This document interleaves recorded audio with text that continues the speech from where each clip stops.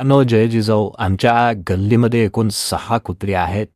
त्याच्यामध्ये 1 पाळीव आहे, 1 बेवारस आहे, 2 भटकी आणि 2 मोकाट आहेत. आता तुम्ही म्हणाल, की इथं हे कुत्र्याचं वगैरे हे कशासाठी सांगताय?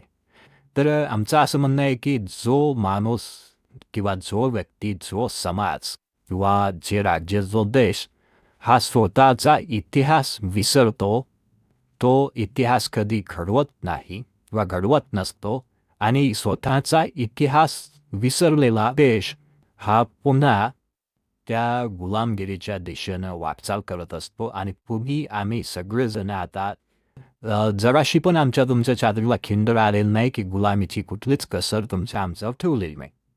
आता याची गंमत अशी की आमच्या शिक्षकांनी, मास्तर लोकांनी आत्तापर्यंत विद्यार्थी घडवून राष्ट्रपुरुष निर्मितीचं काम या शिक्षकांनी केलं. मात्र आता या मास्तर लोकांच्या कामामागं भलतीच कामं लागलेली आहेत आणि बंबाच्या भाषेत जर सांगायचं झालं तर ही मास्तर लोकं आता आजकाल फुकटचा पगार घेत आहे, 1.5-1.5, 2-2 लाख रुपये. आणि फुकटचा म्हटल्यापेक्षा ती विद्यार्थ्यांना काही शिकवत नाही आणि विद्यार्थ्यांना काहीच येत नाही. हे आपण सत्य स्वीकारलं पाहिजे, मान्य केलं पाहिजे. कारण हा नुकतंच मास्तर लोकांचं जनगणनेचं डाटा फीड करून झाला, आधार, पॅन, मोबाईल हे सगळं लिंक झालं. त्याच्यानंतर आता मतदार याद्या पुन्हा अद्ययावत झालेल्या आहेत. आता मास्तर लोकांच्या मागे असं काही शाळेत काही कामच उरलेलं आहे. कारण विद्यार्थी शिकवणं हा मास्तर लोकांचा आता धंदाच राहिलेला नाही. आता शिक्षकांना जी काही पुढची जबाबदारी सरकारनं देऊ केलेली आहे तर ती म्हणजे कुत्र्याची नोंदणी. पण ते शाळा परिसरात येणारे कुत्रे असो की गावखेड्यात फिरणारे कुत्रे असो, आता या जी काही गावामध्ये बेवारस कुत्रे असतील तर या कुत्र्यांचं नेमकं कुटुंब कार्ड कुठलं, मग त्याचा भटक्यांचा रहिवासी दाखला कोण देणार, किंवा या मोकाट कुत्र्यांनी आम्ही कोणाच्याच ताब्यात नाही, आम्ही मोकाट आहोत किंवा बेवारस आहोत असं डिक्लेरेशन दिलं का? ह्या सगळ्या गोष्टींची नोंद आता या शिक्षकांना करायची आहे, कारण सरकारने तसा फतवाच काढलेला आहे. आणि मग पाळीव कुत्र्याचा मालक कोण, बेवारस कुत्र्याचा मालक कोण, भटक्याचा रहिवासी दाखला कोण देणार, मोकाट कुत्र्यांनी आम्ही कोणाच्या ताब्यात नाही असा शपथनामा द्यायचा का? उद्या कोणी विचारलंच की या गल्लीत किती माणसे आहेत, तर पास्टरला सांगता आलं पाहिजे की माणसाचं तर नक्की माहीत नाही, परंतु कुत्र्यांचा डाटा आमच्याकडे पूर्णपणे फीड आहे. आणि ही सरकार नावाची व्यवस्था जी काही आहे, तर असं म्हणतात की 2 लोकांच्या डोक्यालाच डोकं लागत नसते, घरातल्या बायकोच्या, आणि दुसरं जे काही सरकार नावाची व्यवस्था आहे तर सरकारच्या डोक्याला कुणाचंच डोकं लागत नसतं. आणि त्यातलं तर ते सरकारचे जे काही मंत्री आहेत, जे मेकअप करून कॅमेरासमोर येतात, तर त्या मंत्र्यांच्या डोक्यालाही कधी डोकं लागत नसतं.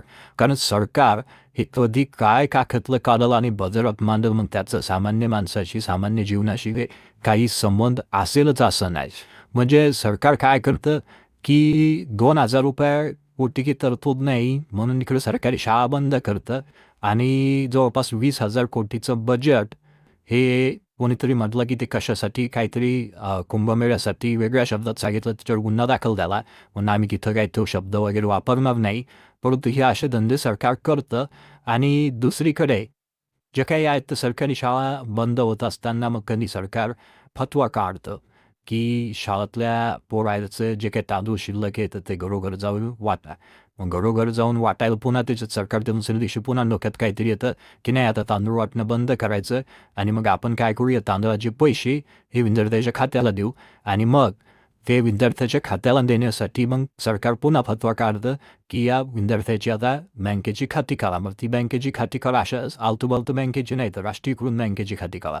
व राष्ट्रीयकृत बँकेची खाती हे सरकारला माहीत नसतं, कारण सरकार नेहमी गांजा पिऊन बंद असतं ना, की त्यांना काय माहीत की रिझर्व्ह बँकेचाच नियम आहे की 10 वर्षाच्या आत त्या मुलाला व्यवहारच करता येत नाही आणि त्याला व्यवहाराचे अधिकार नसतात, त्याचं खातं निघत नाही.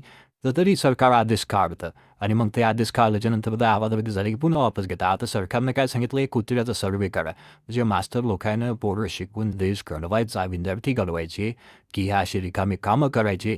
पण आमच्या आता शिक्षक संघटना बी त्याला आता काहीतरी सरकार त्याचं वाण दिलं पाहिजेत, कारण त्याही या सरकारच्या फतव्यावर मुंगळून गप्पा असतात.